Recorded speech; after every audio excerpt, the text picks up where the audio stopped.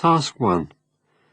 Your school wants to reduce its electricity bills next year, and you've been asked by the Students' Union, SU, and your teacher to find information about how the school can save money by buying energy-efficient light bulbs.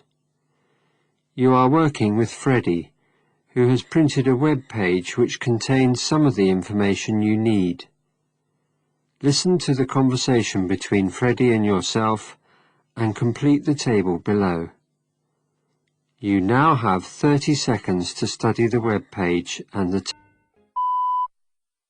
We have to prepare a table of information about the lighting in the multipurpose room. Which room again? The multipurpose room. So, we're looking for lighting for the multipurpose room. Uh-huh. I see that you've downloaded some information about the different light bulbs that are available. Let me see what the budget is. Right, here we are. The budget for the multipurpose room is $800. Quite generous. That's good, because some of these lights can be a bit expensive. How many bulbs do we need to buy? I think we need about 4 to 5. Did the SU say anything about what type of lighting it wants? 2 things. Because students will be going there to study, the room should be bright, and the lights should be white rather than cream. Bright and white. Maybe we should rename it the Bright White Room. Freddie, be serious. Sorry. Just write bright and white in the notes section, in case we forget. OK. Well, if what the SU wants is bright and white, how about recommending these high-intensity discharge lights? Let me see. HID. I've read about these lights. They have a very long life. That sounds like just the thing. Yes, but the only thing is that HIDs are generally used for larger places, like shop windows. I'm not sure if HIDs are what we're looking for. What else have you got there? How about the fluorescent type? The website mentions somewhere that they give off a bright light, and because of this, they are very popular in offices and libraries. Libraries! That's exactly what we want. They're also cheap to run, so this will work really well, given that we are in the middle of our energy-saving week. Yes, but wait. Do we have enough money in the budget for fluorescent lighting? You said we had $800 for that, right? Yes. Well, we can buy 4 of them, which will come to $600. The SU did say 4 to 5. OK, let's get 4 of those then. The SU will love that. Let me write that down. Fluorescent. And we need 4. Got it. Oh, what were the reasons for choosing fluorescent ones? They're cheap to run. OK. Cheap to run. That is the end of Task 1. Task 2. You are doing some research with a classmate, Freddie, on your class project. You have now entered a website called the Earth Energy Project, which provides news about using the Earth's renewable energy. The website also allows you to send e-cards to people to remind them to be more green conscious. As it is Energy Saving Week at school, you have decided to send an e-card. Listen to the conversation and complete the e-card. You now have 20 seconds to study the e-card below. Hey, Freddie, look at this website. It looks like it might be useful for our project. Welcome to the Earth Energy Project. Looks very attractive. What can you do on it? Lots of things. But the first thing I want to do is to send an e-card. Who do you want to send it to? My dad. I'll type in my email address first. Isabella@sjss.edu.hk. To k.chan@ecofurniture.com. Ecofurniture.com? That's an interesting company name. Let me see how you spell it. It's just ECO for eco and then furniture. One word. My dad designs furniture using recycled materials imported from around the world. What types of furniture? All types. Tables, chairs, shelves. All made from recycled materials. Where do the materials come from? Europe, I think. That's a long way for the materials to travel. Is that environmentally friendly? You're right. Perhaps my energy-friendly message should say something about this. But first, I want to write, "Good job with the design, Dad."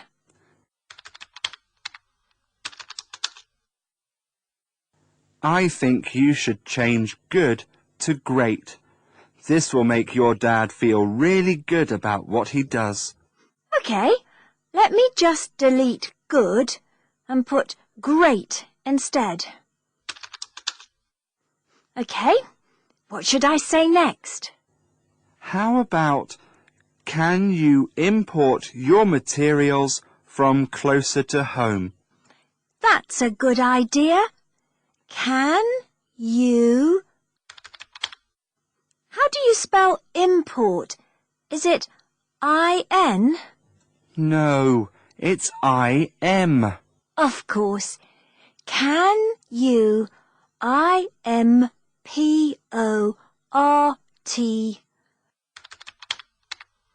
your materials from closer to home? Read that message out loud again. Great job with the design, Dad. Can you import your materials from closer to home? Yes, that sounds okay. But I think you need to add an S to design. An S to design? Yes, so that it reads designs. And don't forget the question mark at the end of the message. OK. Great job with the designs, Dad. Full stop. Can you import your materials from closer to home? Question mark. That OK? Perfect. That is the end of Task 2. Task 3. Your school is holding a photo competition to raise awareness about environmental damage in Hong Kong. The entries have all been submitted, and you have invited Dr. Cameron Poon, an expert in this field, to be the judge. As the school representative, you are now assisting Dr. Poon as he does the judging. Listen to the conversation. Write the missing captions in the blank boxes. Complete the layout plan and the winners list. Write the letters of the photographs in the correct boxes. Some have been done for you as examples. You have 30 seconds to study the questions and the photos below. Well, Isabella, this is certainly a fine collection of photos, and I'm very impressed with the overall quality of the entries. That's very good to hear, Dr. Poon. Have you decided on the winners, then? Nearly, But I must say, it hasn't been very easy because they're all so good. I think this one, Plastic Mountain, is particularly good. It's a really creative photo that shows how many plastic bottles Hong Kong people use. Yes, it does look like a mountain, doesn't it? Do you think Plastic Mountain will win a prize? I'm still making my final decisions, so perhaps we can talk about the winners at the end. Okay. I think that this one here is very dramatic. These look like two giant cigarettes, don't they? Reaching for the sky. And the title, Smoking Kills, is an extremely clever play on words. Smoking kills? Which one is that? This one here. Ah, yes. Now, I keep looking at this photograph, but I don't know why. You mean cover up? Yes, cover up. I like it a lot because it does an excellent job of representing the environmental damage in Hong Kong at the human level. The girl on the left is me, Dr. Poon. Oh, is it? Oh, then that's probably why I keep looking at it then. Let me take a look at you. Oh, yes, so it is. Great photo. Thank you. My classmate took it. Well, you can tell her she did a great job. Now, this one, I think, is the one that best represents the extent of the environmental damage in Hong Kong. When I went to the peak, I was shocked by the fact that I could see nothing. This photograph taken from the peak shows the thick, grey, bad air that is so common in Hong Kong. That's a good choice. So this photograph, Bad Air Day, is the best representation of environmental damage in Hong Kong? Yes, Bad Air Day.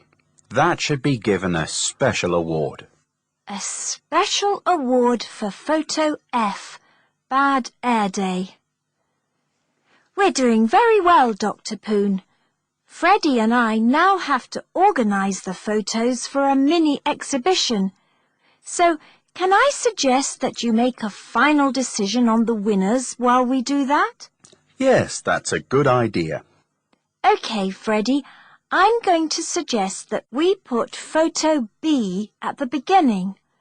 It gives an immediate idea to the audience of how environmental damage is affecting us on a daily level.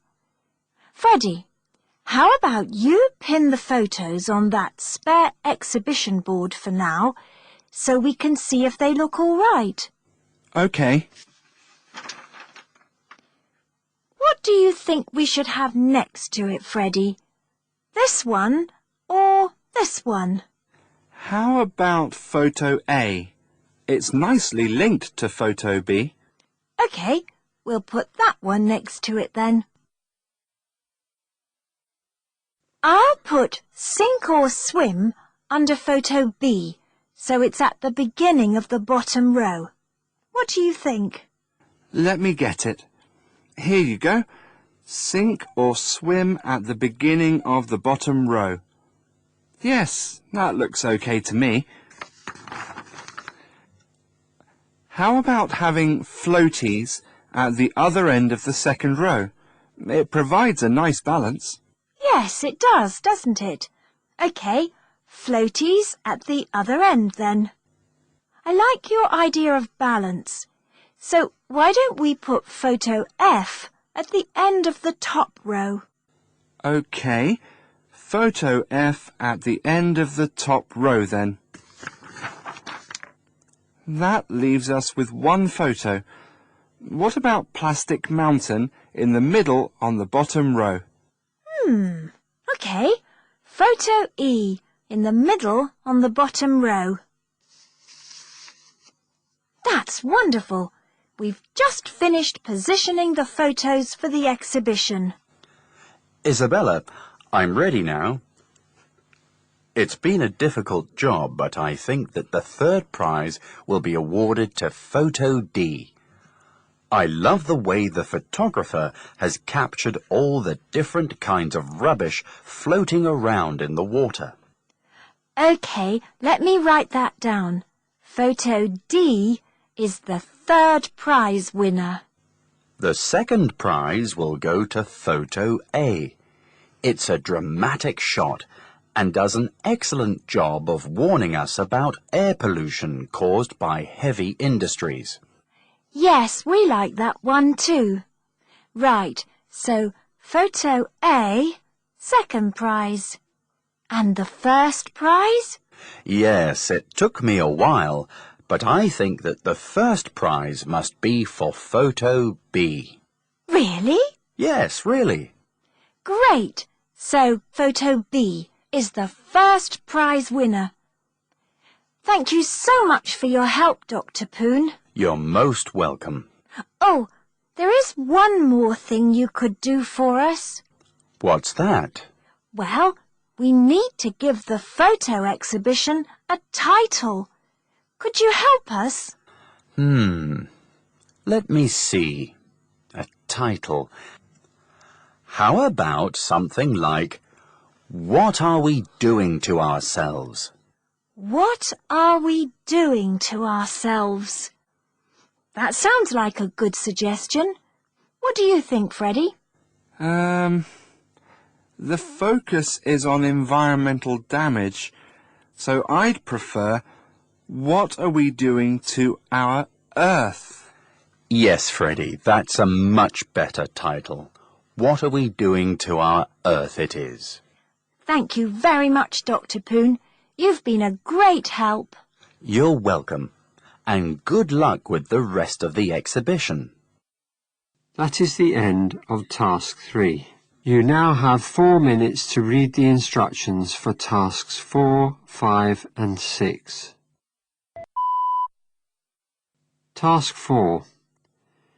You are doing some research on things that the school can do to help save energy, and you have decided to create a PowerPoint presentation.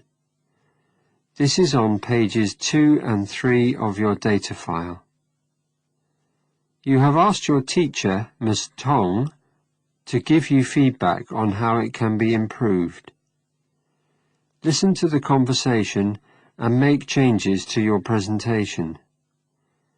You now have 1 minute to go through the notes on the PowerPoint presentation on pages 2 and 3 of your data file.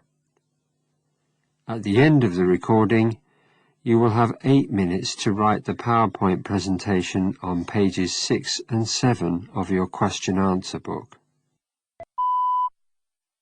I've got your feedback about my PowerPoint presentation, Ms. Tong. Thanks. I just have a few questions. You say I need a title slide. Do you think How the School Can Save Energy is a good title? Yes, that sounds good to me. How the School Can Save Energy. And you should include your full name and form on this slide as well. Let me write that down. How the School Can Save Energy. Then my full name and form. OK, that will be slide number 1. Then, for slide 2, how about asking your audience a question? A question? Yes, ask them if they know how much the school's monthly expenditure on energy is. This could be presented as a single question on the second slide. Ask them the school's monthly expenditure on energy. Yes, the reason you're asking is because it will get them thinking what it costs and how much they could save if they used energy more wisely. OK, but I don't have the answer to that. I do. It's $157,000 per month. So, the second slide is a question asking the audience the school's monthly expenditure on energy. And the third slide is the answer. $157,000 per month. $157,000 per month on just energy? That's incredible. Yes, I know. So you can have that figure on the third slide and then go on to the slides you gave me. Look at my comments on your draft. Oh, yes. Can you explain why I need to change the order of the two slides? Well, I think it's important to talk about why before how. I see. So with how, there'll be 2 bullet points, air conditioning and lighting, right? Yes, and actually, I've thought of another one. You should turn off PCs that are not in use.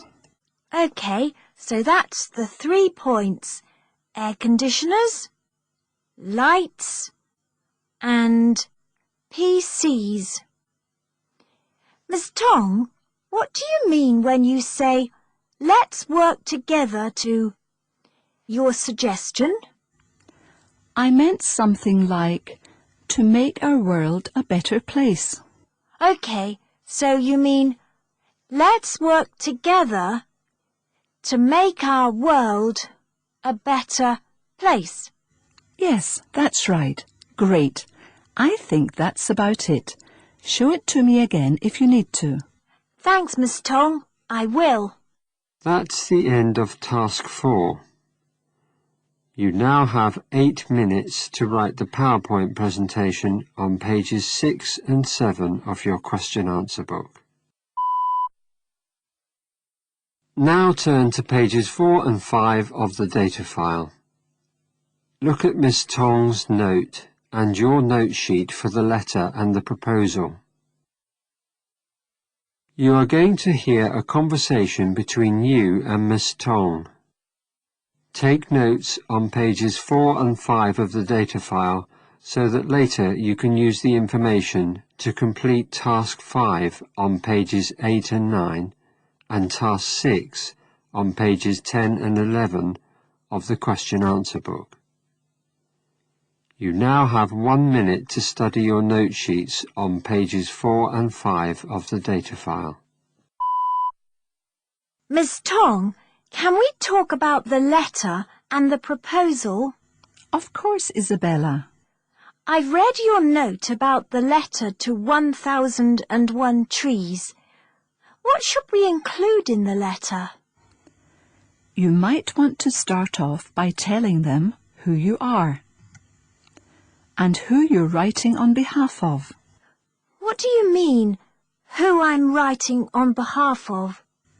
Well, you should state the school's name because this is a school activity. You should mention the Green School Club and what its missions are. OK, school's name, the Green School Club, and its missions. And then I should say why I'm writing, right? Yes. Then you can provide all the details like who will be going and how many people will be taking part. Let me quickly jot that down. Who will be going and how many people? What did the class decide to do there in the end? We said we wanted to go on a group tree planting outing. And what date did the class agree on? We said that it would be better to go after the exams. Oh, yes, I remember now. We discussed the possibility of going on the Hong Kong SAR Establishment Day holiday, but people were generally busy. That's right. The company had a special event on that date, but too many people couldn't make it. So we decided on the last Friday of June. Good. So you should make that date clear in your letter then. You should also let them know the time frame, when you will arrive and depart. We were thinking of arriving there at 10 a.m. That sounds reasonable. And what about leaving? Leaving? Oh, perhaps after lunch at around 2 p.m.? What do you think? Sounds fine to me, but you'll have to ask if these times are okay, because you don't know if the company can fit you in. You might want to ask if they can suggest an alternative time, if the times we have requested are not okay. Okay. Can I tell them to contact you instead? Because I'll be busy preparing for the speaking exam in June. Sure. They can call me on the school line at 3441-2391. I think that's about it. Now, we've just learnt about letter writing in class, haven't we? So you'll remember to include the recipient's address, a proper greeting, and complimentary close, such as yours sincerely, won't you? Date the letter 8th of May. Yes. Miss Tong, I would also like to talk about the competition, the Green School of the Future. Sure. I think it's great that you and Freddie are entering this competition, Isabella. Have you got the competition form there? Yes. I don't really understand this bit. In your note for the proposal, what do you mean by structure of the building and internal design elements? Well, structure of the building would include where it is located, the size of the windows, etc. For example, our school has a roof garden. The grass on the roof helps keep the building cool in summer and warm in winter. Oh, right. I could include that as a suggestion in our proposal. Good idea, Isabella. By elements of internal design, I mean things like what materials are used for furniture and decorations. Oh, and things like motion sensor switches so that lights aren't left on. Oh, yes. I think there's an article in last week's newspaper which has suggestions like that. Right. Are you clear about what you need to do now? I think so. I'm not sure exactly how to start, though. You may want to start the proposal with your definition of what a green school actually is. This could be in the first paragraph. Just 1 or 2 sentences will do. There is some useful information on the club flyer. Let me quickly jot that down. Paragraph 1. Definition of green school. Should I explain why we need to build green schools? Yes, why not? That will make the introduction to your proposal very strong. Okay. Why we need to build green schools. I was thinking something like, everyone in society must play a part in making Hong Kong green. Everyone in society must play a part in making Hong Kong green. That sounds a good reason to me. OK, make sure you organise the body of your proposal into sensible paragraphs. Do you think we could use structure of the building and internal design elements as the 2 sections? Yes, something like that. I am sure you know good organisation does make a difference, and it's easier for the judges to follow your ideas. For the conclusion, try to say something forward-thinking. Why don't you mention something about the benefits to learning? I've also read somewhere that green schools are beneficial to health too. Yes, so green schools are beneficial to health too. Put that in the conclusion.